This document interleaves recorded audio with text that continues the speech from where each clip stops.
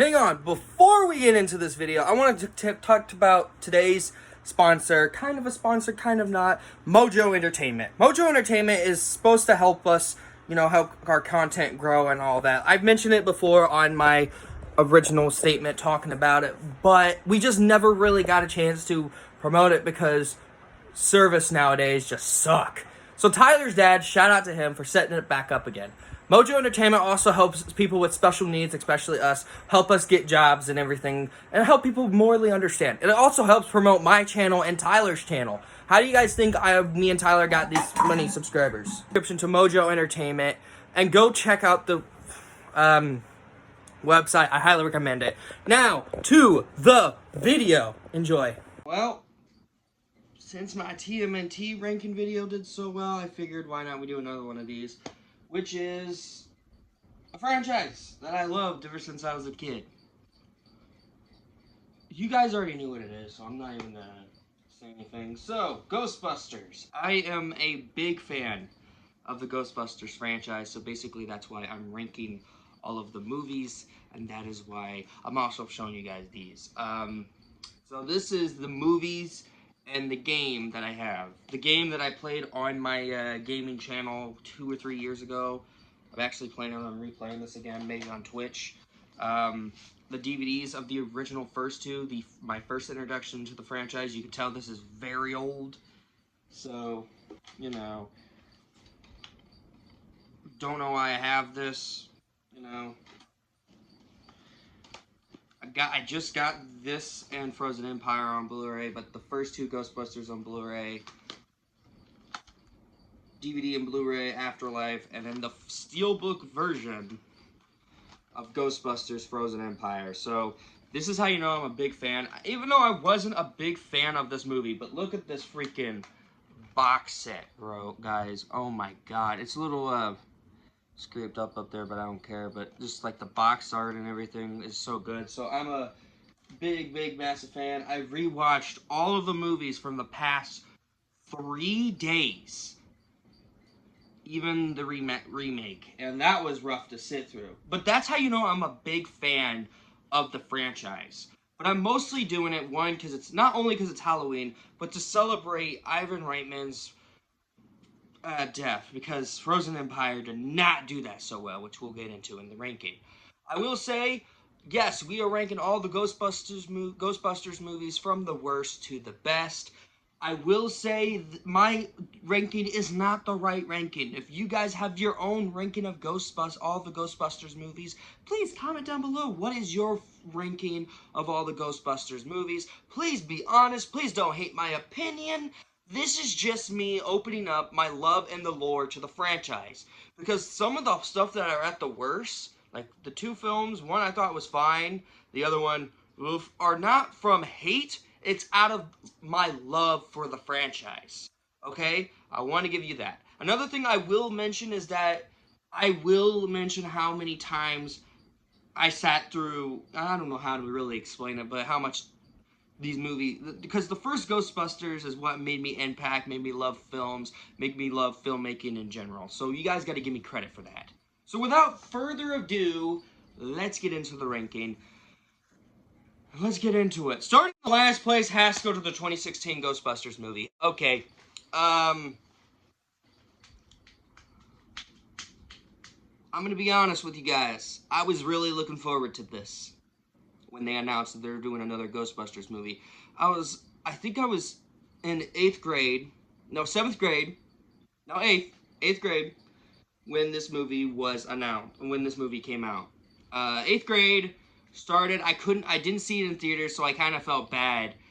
Then when I went on a cruise ship and I watched this movie, I had a full snack ready. Apples, french fries, lemonade. I was living the life, guys. I was 12 years old when this came out. No, actually 14. I was 14 years old when this movie came out. And then when I watched the movie, I was heartbroken of how bad this movie is. Holy God.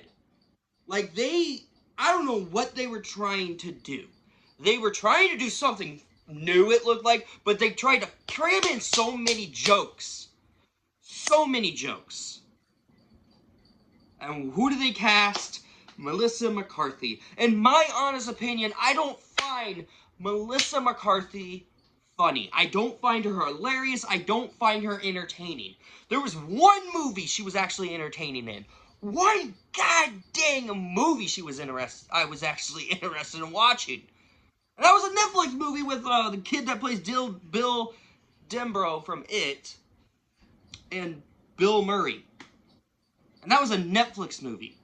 That was the only Melissa McCarthy film that I actually kind of enjoyed. This one just jokes, loud-mouthing, obnoxious yelling, and one of the worst cameos from the original cast. Like, most of the cast members, Dan Aykroyd, Ernie Hudson, mostly Bill Murray, they look like they didn't even want to be there. They look like they didn't even want to be in this goddamn movie. And you know what? I don't blame them, because this movie just sucked very badly. The jokes are poorly done. The characters are phenomenally dumb. The main villain of the movie is so dumb. Why is he doing all this? Because he was bullied. What? I can go through on and on why I don't like this movie. I can. But for the sake of the video, I will not. If you guys want a full rant video of this fricker, you let me know, because I will go on and on about this. Trust me, I will. But right now, this movie should not have been made. This movie should not have been thought of. The director who made this movie, you should not be directing anymore. And Melissa McCarthy, I'm sorry, you're not a great actress. Get off my screen from any other movies. My whole family likes Melissa McCarthy for some off reason. And I'm the only one in the family. You know what? Like, if you guys like Melissa McCarthy, I honestly, that's fine. I don't find her funny, and I don't find her funny in this movie either. The rest of the cast as well just sucked. That one that lady, the black lady, she yelled so many times. On a cruise ship while watching this, I had a massive headache. I couldn't even sit through Civil War. Like, I love Captain America Civil War, so I had to take a break from Civil War. Like, I missed the beginning of the Civil War because of this freaking movie. Because the black lady would not stop screaming at every goddamn scene she was in. Yeah, I hate this movie regardless. Moving on. Starting in 5th place is Ghostbusters Frozen Empire. Look. Again, I was excited for this movie. Because I loved Afterlife. I saw Ghostbusters Afterlife 5 times in the theater. I did not have a chance to see this in theaters. But the thing was, though, I was actually still excited to see what the movie was. I saw all these, like, negative reviews on it, and I was like, no, you know what, I'm going to give it my own shot. I love this franchise so much, I'm going to watch it. So when my aunt told me that Ghostbusters Frozen Empire was on Netflix, I immediately started watching because I needed to know what happened after the events of Afterlife. After rewatching it the second time, when I got this Blu-ray, I still don't like the movie. I don't hate it. It's okay. I could still sit down, enjoy it way more than the 2016 one, for sure. But there were so many elements that they took me straight out of the film. They changed Phoebe's character, mostly, and that's what I'm getting into. They made Phoebe Spangler, Egon's granddaughter, so incredibly stupid throughout this entire film. To a point where I'm like, why didn't you realize this near when all of this was going to happen, you know? And I'm sitting there, again, watching this, I'm like, yeah, how do you still not recognize that this girl is using you? This ghost girl. And by the way, this ghost girl that is in the story, completely pointless. She was completely freaking pointless in this entire goddamn film. She is. She has nothing to go to, like, the only story that she has, this ghost girl, the only story that she has was to use Phoebe to get to, Rockman Ra. Is that what the frick the Ice Ghost's name is? Rockman Ra? I'm calling him Ice Ghost because the Ice Ghost villain was so forgettable, which we'll get into. She betrays Phoebe to get him out. Then she talks to Phoebe. Then she helps Phoebe in this stupid, idiotic character that I cannot stand.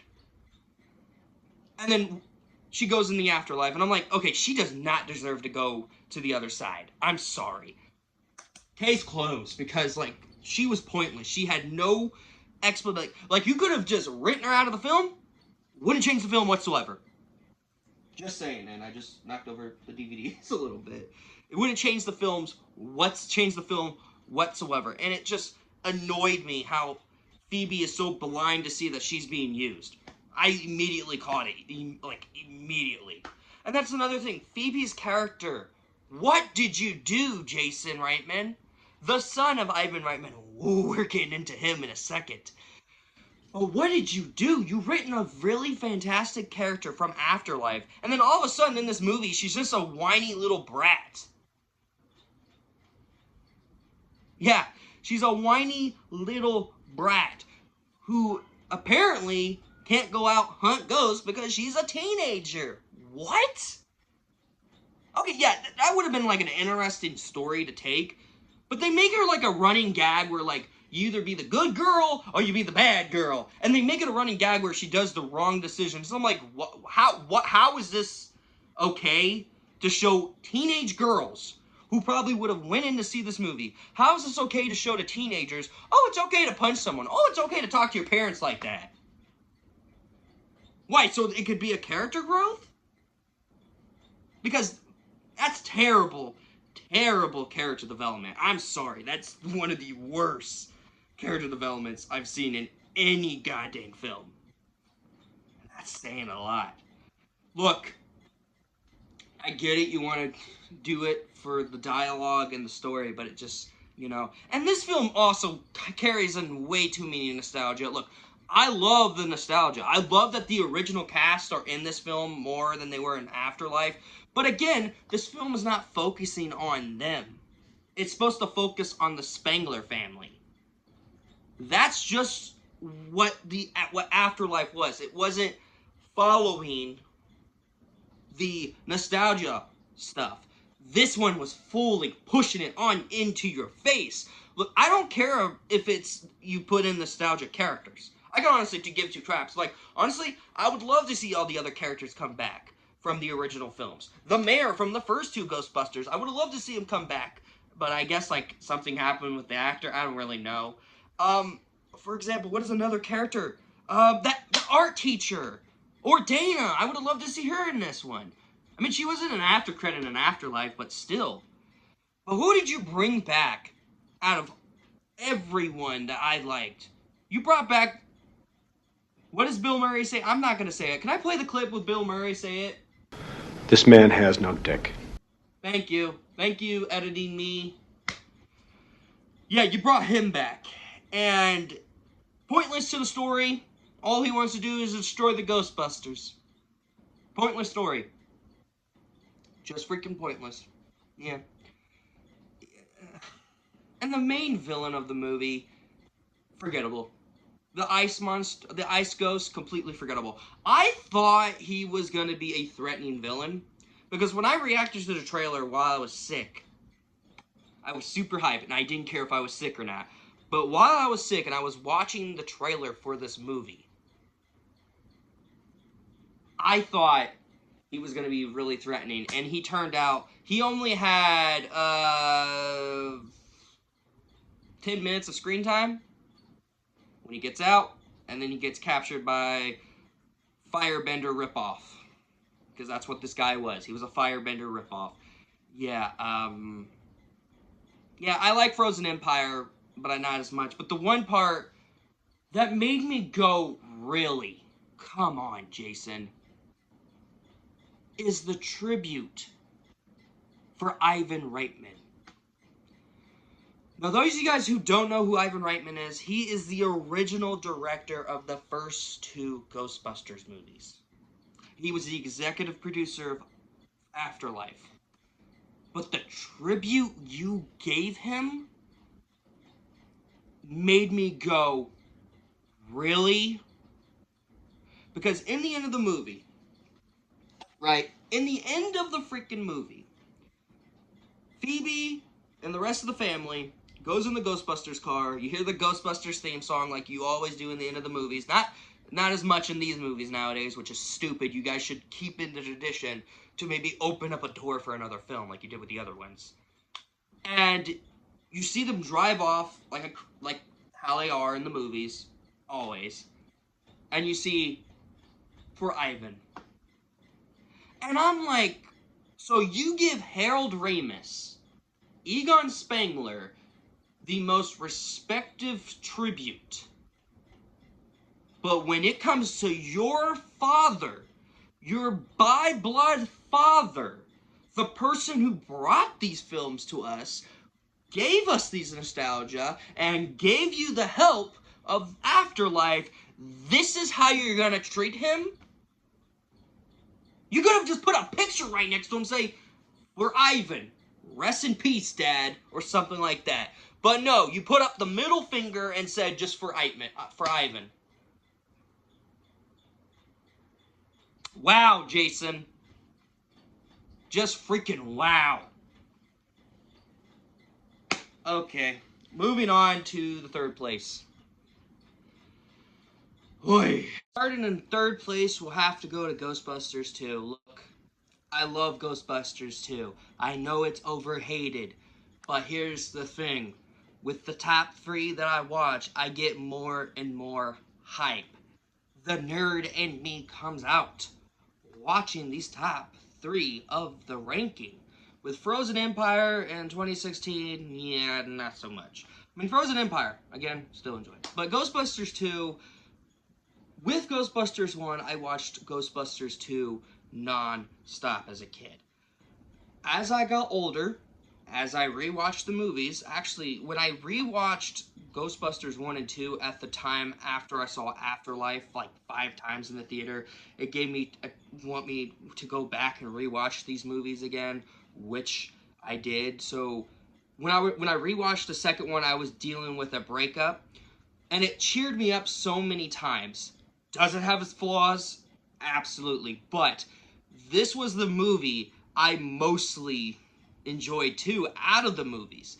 Ghostbusters 1, Afterlife, Ghostbusters 1, this, and Afterlife. This just is in the 3rd place because one of the main problems I had with this movie, it's Zigo, the main villain of the movie. He really didn't do much in the film. He really didn't do much. There's points I would have liked to add into his character.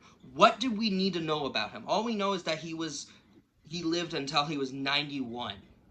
Or 1,000. Or 100. I really don't know. 100 years old. And he's stuck in this painting and he needs to be reborn. That's all we knew. If we had like more of his backstory, like we did with Gozer, it would have been a lot more easier to understand where he's coming from. Why he's back, why he wants Oscar, Dana's kid. And it also follows the story of Venkman and Dana after they broke up, which I felt like kind of rushed kind of into the story. Now, if I wasn't as critical as I am, I probably would have let it slide. But as a person who loved the franchise, who has been a movie critic now since 2017, believe it or not, it's still like, I'm still like iffy on this part as well. Overall, comedy still hits freaking hard. There is so many jokes that still made me laugh throughout this entire movie. There was one joke that got me super good. What was it? It was so funny. Oh, right.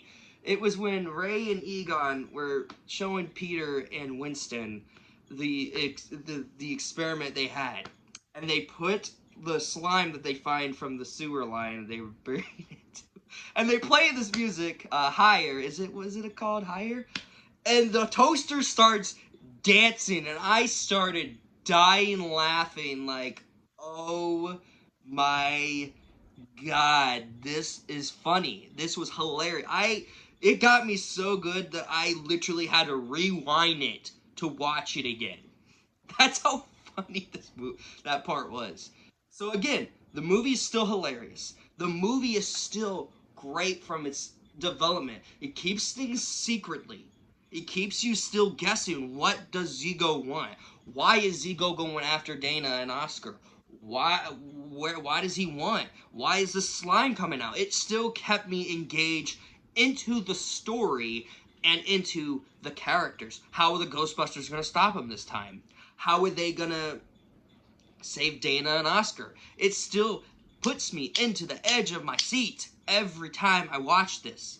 Even as a 22-year-old man, Ghostbusters 2 is still one of the most enjoyable films. And if you're one of those people that hated Ghostbusters 2 and you're like my age, give it another watch. I think you guys will have a great time with this. I think Ghostbusters 2 is overhated. It's overhated so many times, just like TMNT 2007. Because I enjoyed Ghostbusters 2. I think it's a phenomenal film. And especially watching it on Blu-ray, whoo, great visuals to see it again. And yeah, Bill Murray slapped it out of the cake with this one as well. Harold Ramis slapped it out of the cake with this one too. Dan Aykroyd, Ernie Hudson, same thing. Slapped it out of the cake.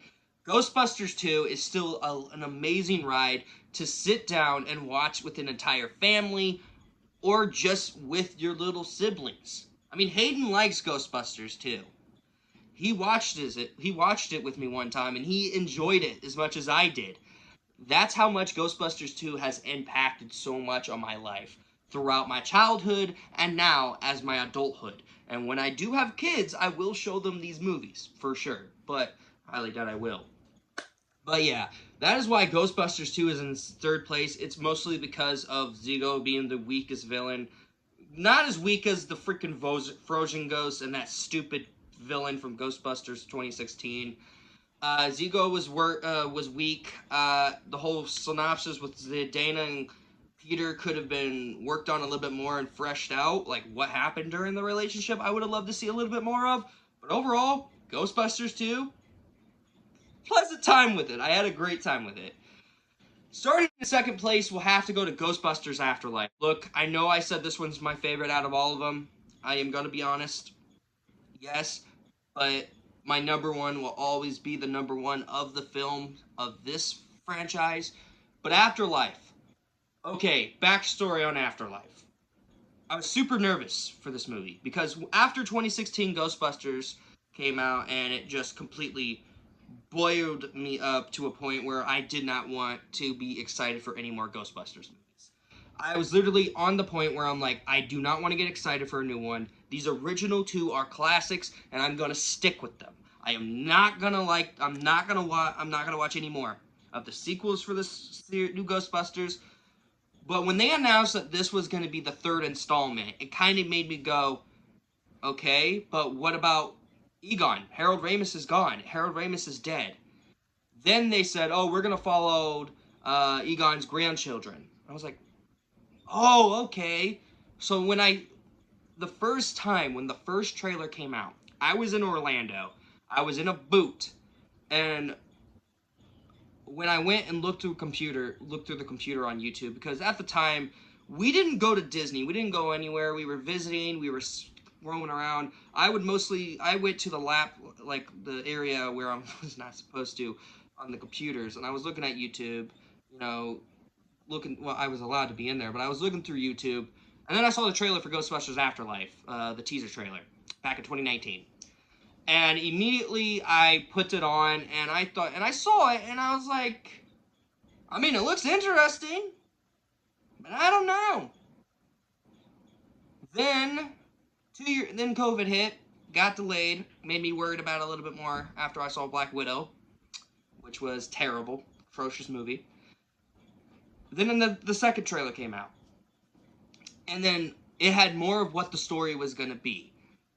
It showed the original cast a little bit when they were younger, and I was like, okay.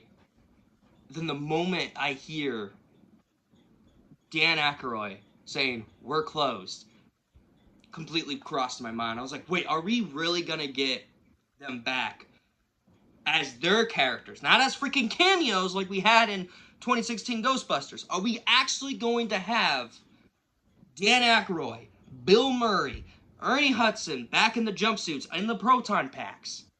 Are we gonna see them again? And that just made me go, okay, now I'm actually kind of looking forward to this movie. The second week it came out, I dragged my friends Ethan and Jeremiah to go see it with me the first moment I could. And oh my God, this movie was a big life-saving. It made me fell back in love to the franchise again. It made me love the franchise more. Because when this movie came out, it made me go directly back to rewatch the originals. Because I have not watched the first two movies in such a long time, but ever since Afterlife came out, I went directly and rewatched both of the movies again, and went back and saw Afterlife again in theaters before I went to work. I worked at Marquee Cinemas, a movie theater, and I saw this movie 5 times in the god dang theaters. This movie was a big love letter to the Ghostbusters franchise. Seriously, this movie has been nothing but keeping the nostalgia at the same time, keeping your nostalgia going, but also giving you some new characters. The reason why Egon left his daughter and his grandchildren, why he separate from the other Ghostbusters, what is going on with this small town, how did Egon die? All of this will go in and show you directly in a straight line. And it doesn't just push into the nostalgia. Yeah, there is moments where you're sitting there and you see, oh, I remember that. Oh, I remember that from the first film. Oh, yeah, I know what they're talking about. Because they don't really talk about it as much. They give you these characters that you know nothing about, except that they're grandchildren of Egon Spengler, Harold Ramis's character. And you see from a straight line of these characters where they're going, how they're going to find out what Egon was up to during when he was alive, and everything. You're going to see the relationship grow more and more between Phoebe and her mom, how they had beef during the movie, how Phoebe learns more of the history of their grandfather. And then, like, at the end of the goddamn movie, when you see the original trio come out in a jumpsuit and proton pack, you know that this is coming into a great time. And by the way, when I saw Bill Murray, Ernie Hudson, and Dan Aykroyd back in the jumpsuit and the proton pack, I clapped, and everyone in my theater, and it was a packed theater as well, everyone in my theater was clapping along with me. That's how big this franchise is, and how big bringing them back is as these characters, not as this stupid cameos you had them planned in the reboot. Seriously, Sony, I don't even know how you let that slide. But the part that buffled me up and makes me cry every time, and when I was rewatching this a couple nights, like the night that the night before last night, when I was rewatching the scene, I cried like a baby. It was when Harold Ramis's character, Egon, showed back up. Egon showed up to help Phoebe and the rest of the Ghostbusters catch Gozer. And the fact that he had the chance to finally say goodbye to the original Ghostbusters, to his grandchildren, and most importantly, his daughter. And he got to fade into heaven. And it said, for Harold. You see why I get so frustrated with Frozen Empire for that tribute they gave to Ivan Reitman? But Harold Ramis also deserved it too, because he was the part of the franchise. Yes, he played the scientist of the Ghostbusters. He was the one that made the gear. He was the one who made everything in the Ghostbusters movies. But he also helped write the script with Dan Aykroyd. So, again, this movie is a masterpiece in my eyes. Do I have some flaws with it? Maybe I would have loved to see a little bit more about the Spengler family, Like, what was Egon's daughter's life like even while he was gone? I mean, I know they talked about it a lot more, but I understand why they didn't. They just wanted to go straight to the point. Understandable. But other than that, Ghostbusters Afterlife was like a complete open eyes to me, and it was such a well done experience, and I freaking adored this movie when it came out. And I still adore it. Again, every time I see that scene with Egon, I freaking bawled, you know? But number one is always going to be number one, and that is the original Ghostbusters, released in 1989. This movie is 39 years old. It is almost 40 years old. Oh my god. I feel even younger even hearing that. Holy crap. Now, this was the start of the franchise back in 1989. This was the start of what launched everyone's career. Harold Ramis, Ernie Hudson, Bill Murray, Dan Aykroyd, to give them more roles of all the other movies you see them in. I mean, Dan Aykroyd, he's been in multiple Adam Sandler movies, even after Ghostbusters, believe it or not. He's been in multiple Adam Sandler movies. Harold Ramis and Bill Murray have worked on movies together, I think, after Ghostbusters, but they were all in SNL, so it kind of made sense why they were in it together. And Ernie Hudson, I mean, I think the only other movie I've seen him in besides Ghostbusters is, what was that one movie? I don't know. You know what's funny, what's crazy though, too? My Uncle Larry, the voice of Lion-O from the Thundercats, knows two of the Ghostbusters. Paul Rudd and Ernie Hudson. And you know what? Someday in the future, if I ever do go to another Comic-Con with my Uncle Larry, and one of them is there, I will meet them, and I will record it. I know for a fact I will have $40, or at least the money I need to record my interaction with them, because I need to have them sign one of these at least. But that would be awesome.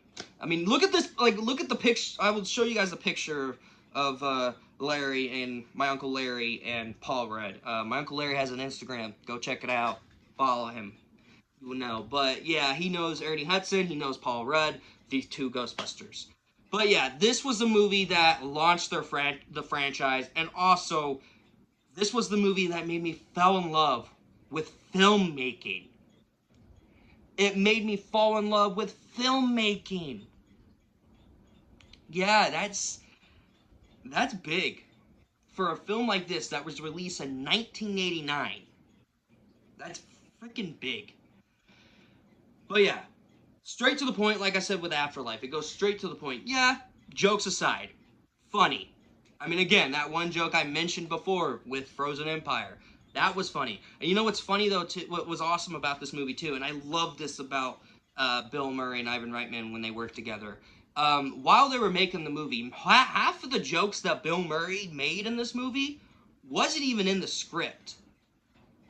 Like, there was one time he's reading the script and they're shooting the scene, and Bill goes up to Ivan. He's like, "Hey, is it okay if I add like a couple of lines that will make the scene at least more entertaining?" And Ivan Reitman's like, "Go for it." And then it got to a point where they're like, "Okay, we're keeping it." See, that's good directing and co-working parts, and that's what made this movie so special too. Is that if an actor can come up to a director and ask, "Hey, is it okay if I add this?" And they said, "Yeah, go ahead." That's how you know you have a great worker and a great actor that will push the limit into making these scenes. There was one joke, one part of the movie that was not in the script. I didn't realize this until, like, I believe Uncle Larry told me this. When we were out eating dinner and, like, a couple years ago before the pandemic, he told me he knew Ernie Hudson. And apparently Ernie Hudson said to him, I'm trying to remember what it was. It was a Bill Murray scene. You know that scene that I mentioned? This guy has no, that was not in the script. Bill Murray added that crap. And when Uncle Larry told me that, I was like, "Oh my god, I never realized that." Because that's how good this movie is. It's a classic, and it will always be the first pick for any movie for Halloween. And that is why the original Ghostbusters had the most great character arc, story involved. The villain is so threatening. Gozer's threatening in both films either way. Like, the actress that plays him in, like, this one, and then the other actress that played her in this one, in the Afterlife, did a phenomenal job. The horror is there. The scenes where you learn more about Gozer is there. How he or she got powerful. How they became a god. Everything. And how the Ghostbuster, you actually believe these guys are going out hunting ghosts. You actually believe these guys are trying to save the world. That's what made the original Ghostbusters so special to me. And let me be honest, after finishing watching this one and the second one, I made a short about it. I actually cried watching this movie, because this is the last Ivan Reitman directed movie I've ever watched, and I haven't watched anything else of his. You know what? After watching those movies and after making this video, I need to find some Ivan Reitman movies that I need to watch. I need to see which ones. You guys have Ivan Reitman movies you want to request me, go ahead. I'll probably check them out, but yeah. That is why Ghostbusters 1 is #1 on the ranking. And thank you guys so much for watching this video. The next Halloween video will come out on Halloween. I've been mostly focusing on my gaming channel, and we also had a hurricane. That's why this video was kind of a little bit of a late. And it was actually a last-minute thinking, and I just thought, you know what? Since I got the first two on Blu-ray, and I just got Frozen Empire, why not rank them? So that's why I rewatched all the movies to get ready for this ranking. But thank you guys so much for watching this video. I highly recommend you check out the movies. Again, share your rankings in the comments below. I would love to see your ranking. Please don't hate me for my opinion. But yeah, as always, you know the drill. I'll catch you guys later. Take care.